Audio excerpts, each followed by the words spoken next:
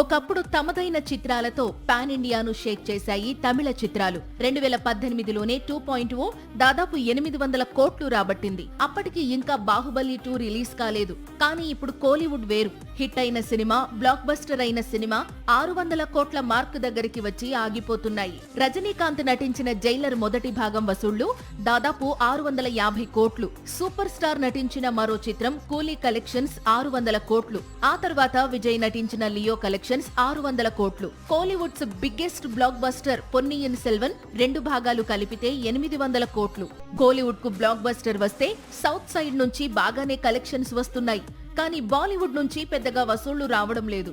ఈ లెక్క ఒక్కటి సెట్ చేస్తే హిందీ ఇండస్ట్రీ నుంచి కలెక్షన్స్ అందితే ఈజీగా 1000 కోట్లు కొల్లగొట్టవచ్చు అనేది ఇప్పుడు కోలీవుడ్ ముందు ఉన్న బిగ్గెస్ట్ టార్గెట్. అందుకే జైలర్ సీక్వెల్ లో పెద్ద ఎత్తున నార్త్ సైడ్ యాక్టర్స్ కనిపించబోతున్నారు.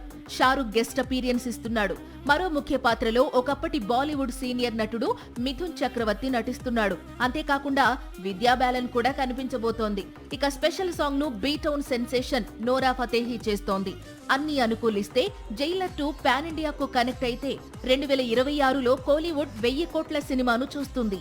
సాక్షి టీవీ ప్రసారాలను నిలిపివేయడం చట్టరీత్యా నేరం. సాక్షి టీవీ ప్రసారాల కోసం మీ స్థానిక కేబుల్ ఆపరేటర్ను వెంటనే సంప్రదించండి. DTHలో, ఇంటర్నెట్లో కూడా సాక్షి టీవీ ప్రసారాలను వీక్షించవచ్చు.